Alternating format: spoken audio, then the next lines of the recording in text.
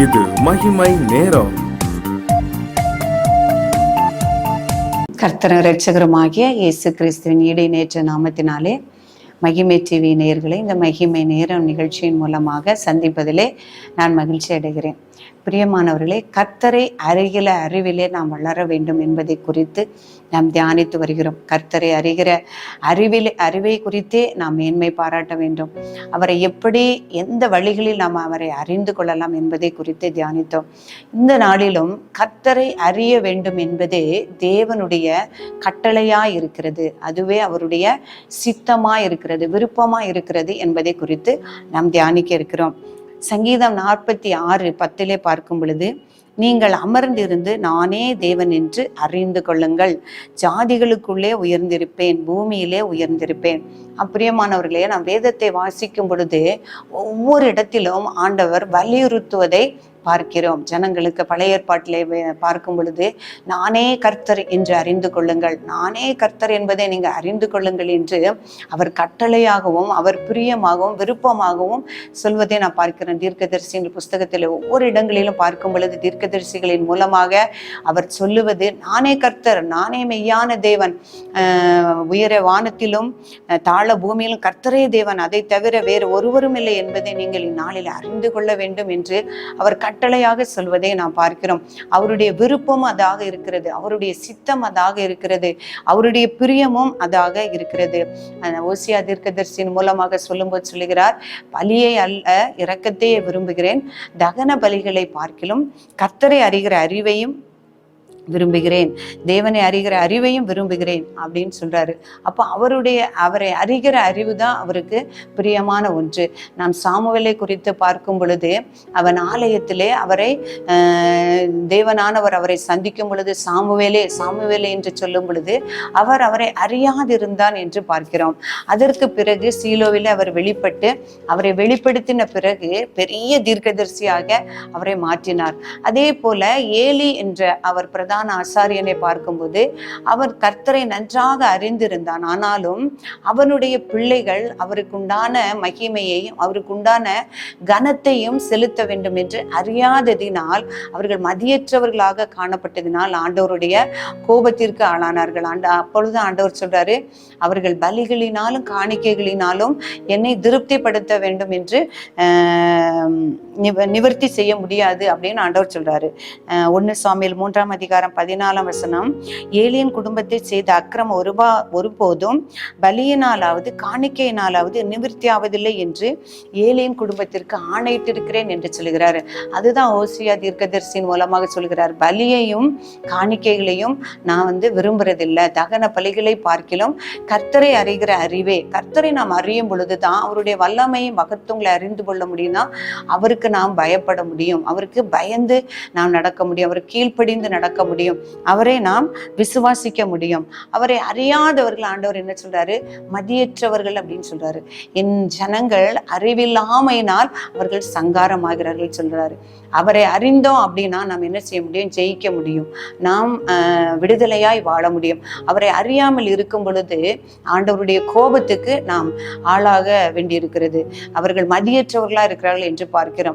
இந்த யோபுவினுடைய மனைவியை நாம் பார்க்கும் பொழுது யோபு உத்தமனா இருந்தான், கர்த்தரை அறிந்திருந்தான், அவளுடைய மனைவியும் கர்த்தரை அறிந்திருந்தான். ஆனாலும் ஒரு சோதனையோ அல்லதோ வரும் பொழுது அவர் என் மீட்பார், அவர் எப்படியாவது என்னை ரட்சிப்பார், அவர் என்னை வெட்கப்படுத்த மாட்டார் என்கிற அறிவு அவர்களுக்கு இல்லாததினால் அவர் என்ன பேசுறா அப்படின்னா, தன்னுடைய கணவரிடம் நீர் உன் ஆண்டவரை தூஷித்து நீ தேவனை தூஷித்து ஜீவனை விடும் என்று சொல்கிறார்.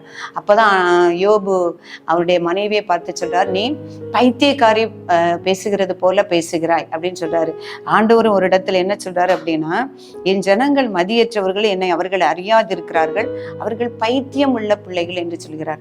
அப்போ ஆண்டவரை குறித்த அறிவு இல்லாதவர்கள் ஆண்டவருடைய பார்வையில ஆண்டவர் என்ன சொல்றாரு, பைத்தியக்கார பிள்ளைகள், மதியற்றவர்கள், அவர்கள் அறிவில்லாமையினால் அவர்கள் சங்காரமாகிறார்கள் என்று சொல்கிறார். பிரியமானவர்களே, அவரை குறித்த அறிவு நமக்கு கிடைத்திருப்பது பெரிய பாக்கியம். இன்னும் அவருடைய யோபுவை போல உத்தமத்திலே நாம் வாழ வேண்டும் என்றால் அவரை குறித்த அறிவில் நாம் என்ன செய்ய வேண்டும், வளர வேண்டும். இல்லை என்றால் யோபுனுடைய மனைவியை போல அவிசுவாசத்தினாலும் கர்த்தரை நிந்திக்கக்கூடிய காரியங்களில் அந்த மதியற்றவர்களைப் போல நாம் செயல்படாதபடிக்கு கர்த்தரை அறிகிற அறிவிலே நான் வளர வேண்டும். யோபு சொல்கிறார், என் மீட்பர் உயிரோடு இருக்கிறார், என் தோல் முதலானவைகள் அழுகி போனாலும் என் மாம்சத்திலிருந்து நான் அவரை பார்ப்பேன், என் அந்நிய கண்கள் அல்ல, என் கண்களே பார்க்கும் என்று சொல்லியிருக்கார். அப்ப எந்த அளவுக்கு அவர் என்ன செய்யறாருன்னா ஆண்டவரை குறித்து அறிஞ்சு வச்சிருக்கார். அவர் கைவிடுகிற தேவன் அல்ல, அவர் புறக்கணிக்கிற தேவன் அல்ல என்ற அவர் நம்பிக்கை விசுவாசத்திலும் அவரை அறிந்திருக்கிறதுனால அது முடிஞ்சது. அதே போல தாவீது தன்னுடைய குமாரனாகிய சாலமோனுக்கு சொல்றாரு, நீ அவரை தேடினால் அவரை கண்டுகொள்வார், நீ அவரை விட்டுவிட்டால் அவரும் என்ன செய்வார், உன்னை விட்டு விடுவார். நீ உத்தம இருதயத்தோடு உண்மையோடு நீர் அவரை அறிந்து அவருக்கு பயந்து அவருக்கு கீழ்ப்படிந்து நடந்தா நீ அவர்களுடைய பாக்கியத்தை பெற்றுக்கொள்ள முடியும் என்று அந்த சாலமோனுக்கு அவர் அறிவுரை சொல்வதை குறித்து பார்க்க முடியுது. பிரியமானவர்களே, அவரை நாம் அறிந்திருந்து அவருடைய அன்பின் ஆழத்தை அவருடைய வல்லமையை நாம் அறிந்து கொள்ளும் போதுதான் நாம் அவருக்கு கீழ்ப்படிந்தவர்களாய் நான் நடக்க முடியும். எரேமியா தீர்க்கதரிசி புஸ்தகத்தில் சொல்லி இருக்கிறது, நான் கர்த்தர் என்று அறியும் இருதயத்தை அவர்களுக்கு கொடுப்பேன், அவர்கள் என் ஜனமா இருப்பார்கள், நான் அவர்கள் தேவனா இருப்பேன் என்று சொல்லுகிறார். பிரியமானவர்களே, இனி அவருடைய விருப்பத்தின்படி இனி ஒரு அயலானும் அல்லது சகோதரனும் நீ கர்த்தரை அறிந்து கொள் என்று சொல்ல வேண்டுவதில்லை. என எல்லா ஜனங்களும் கர்த்தரை அறிந்து கொள்வார்கள். அவருடைய சித்தம் அதுவா இருக்கிறது. என்ன சொல்லியிருக்காரு அப்படின்னா, எல்லா ஜனங்களும் ரட்சிக்கப்படவும் சத்தியத்தை அறிகிற அறிவை அடையவும் நான் சித்தமாய் இருக்கிறேன் என்று சொல்லிக்கிறார். அதுதான் அவருடைய விருப்பமுமா இருக்கிறது. சமுத்திர ஜலத்தினால் நிறைந்திருக்கிறது போல பூமி கர்த்தரை அறிகிற அறிவினால் நிறைந்திருக்கும் என்று அவர் விரும்புகிறார். அதுதான் அவருடைய சித்தமா இருக்கிறது. எல்லாரும் கர்த்தரே தேவன் என்று அவர் அறிந்து கொள்வார். பிரியமானவர்கள், இந்த நாளில் அவர் கொடுத்த அந்த பாக்கியத்தின் நிமித்தம் அவரை அறியக்கூடிய வாய்ப்பும் அந்த கிருபையும் நமக்கு கொடுக்கப்பட்டிருக்கிறது. அவருடைய விருப்பத்தை நிறைவேற்ற, கர்த்தருடைய சித்தத்தை நிறைவேற்ற நாம் ஒவ்வொரு நாளும் இன்னும் அவரை அறிகிற அறிவிலே வளரவும் விருத்தி அடையவும் நாம் ஜெபிப்போம். மகிமை நிறைந்த எங்கள் அன்பின் ஆண்டவரே, உம்மை துதிக்கிறோம் அப்பா, உம்மை ஸ்தோத்திரிக்கிறோம் ஆண்டவரே. நாங்கள் இன்று தியானித்தது போல அப்பா, எல்லா ஜனங்களும் ரட்சிக்கப்படவும் உம்மை அறிகிற அறிவை அடையவும் ஆண்டவரே நீர் சித்தமுள்ளவராக இருக்கிறீரப்பா.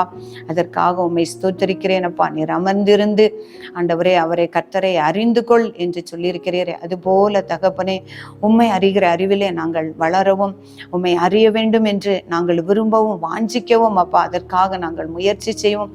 கர்த்தர் எங்களுக்கு கிருபை தரும்படியாய் ஜெபிக்கிறேன். அதுக்குரிய ஞானத்தையும் விவேகத்தையும் அருளும் ஆவியை எங்கள் ஒவ்வொருவருக்கும் நாங்கள் தரும்படியாய் நாங்கள் ஜெபிக்கிறேன் சுவாமி. எங்களை தாழ்த்துகிறோம். இயேசு கிறிஸ்துவின் நாமத்திலே ஜெபிக்கிறோம் பிதாவே, ஆமென்.